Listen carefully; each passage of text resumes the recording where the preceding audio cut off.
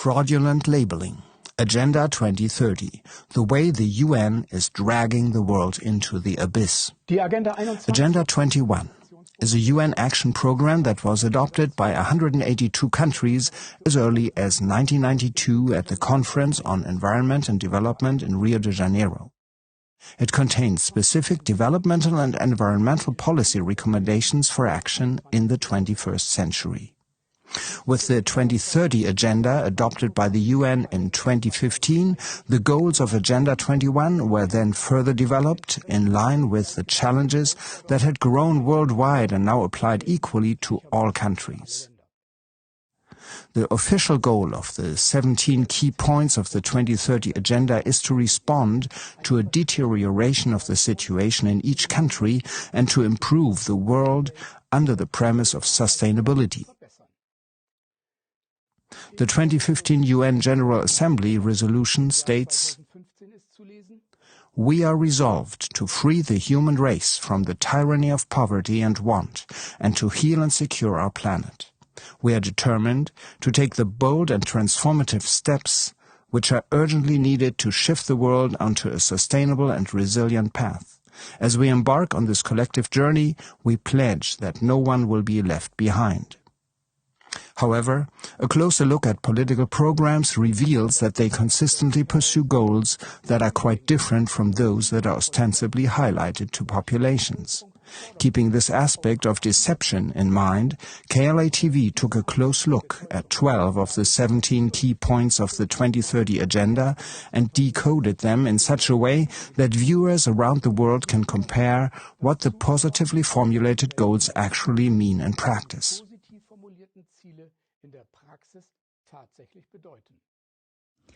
Goal number 1. End poverty in all its forms, everywhere.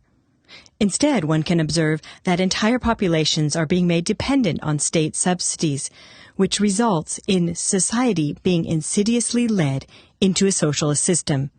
Nations get trapped into debt through the International Monetary Fund, the IMF, from which they will never escape. Goal number 2. End hunger, achieve food security, and improve nutrition, and promote sustainable agriculture.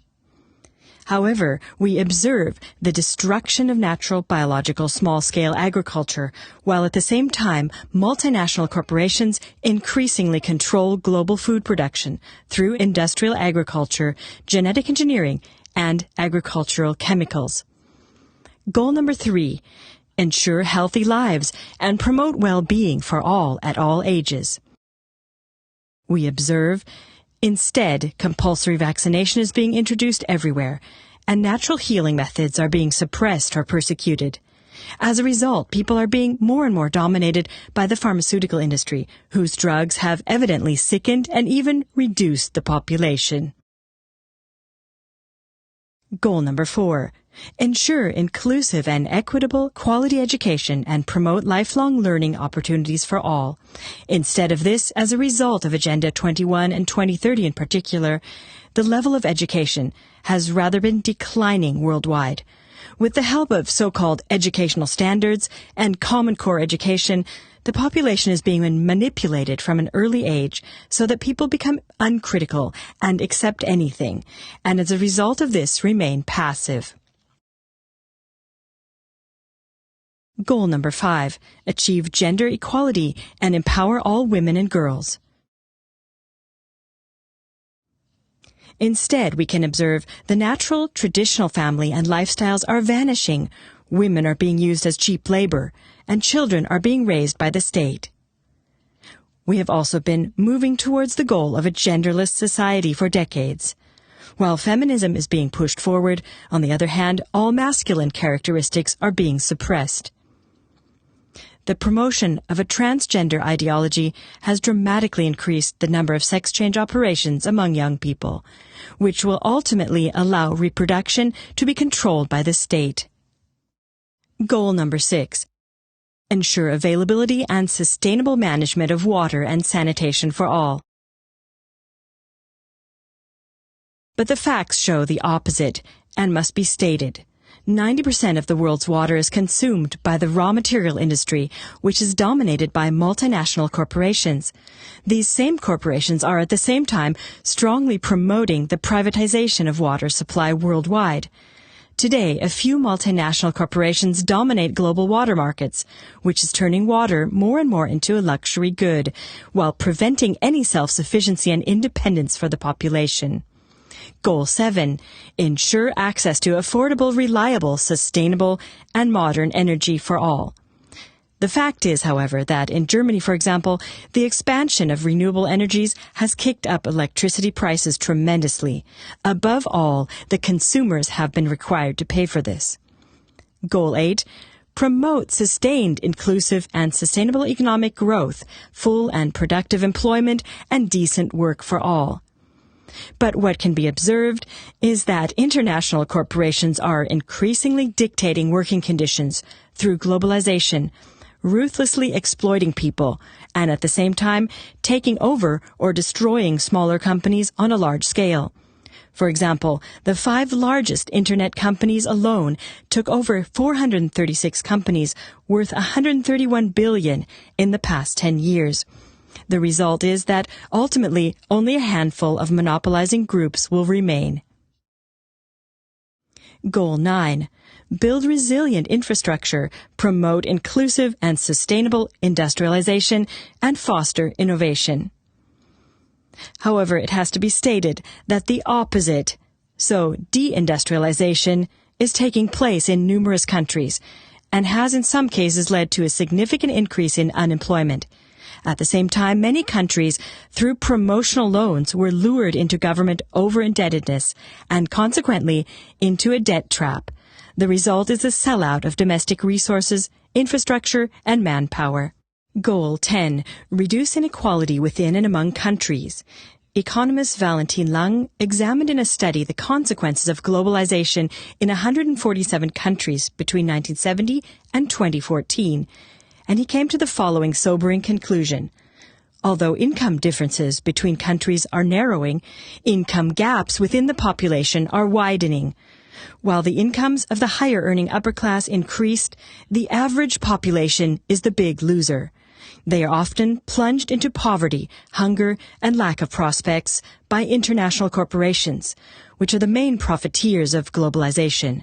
These corporations ruthlessly exploit countries and their populations, resulting in an increase in inequality instead of the promised disparity reduction. Goal 11. Make cities and human settlements inclusive, safe, resilient, and sustainable.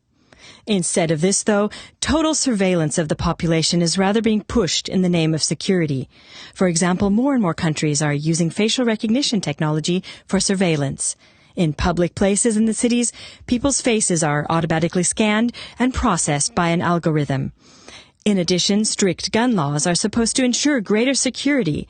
But factually, gun bans do not disarm a single criminal, but only law-abiding citizens, thereby preventing rebellions by the people and solely ensuring the safety of the oligarchs in control of the resources. Goal 12.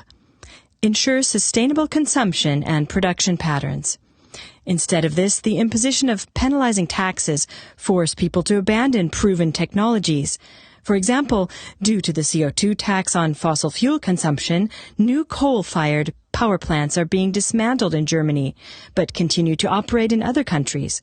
The situation is similar for diesel vehicles. In addition, a social credit system based on China's model is being prepared step by step in the name of the Great Reset, both in Germany and in all other countries of the world.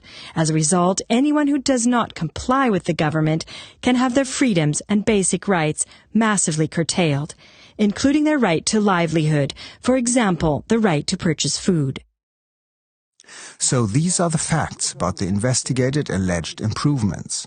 In conclusion, if one now compares the many aspired and beautifully formulated goals with the actual developments, one realizes that it is a case of, you could say, fraudulent labeling. Interestingly enough, the symbol used for the 2030 agenda is the same as for the Great Reset planned by the WEF. But no improvement in this world situation can be expected from a self-appointed elite such as the World Economic Forum. On the contrary, their new world order is nothing more than the self-enrichment of a few financial oligarchs at the expense of the general public. Therefore, there is simply a need for a new world leadership with an overall awareness that must emerge and mature from the people. Any longed-for improvement of the world situation is therefore the duty of a well-informed population that additionally needs to be willing to take personal responsibility.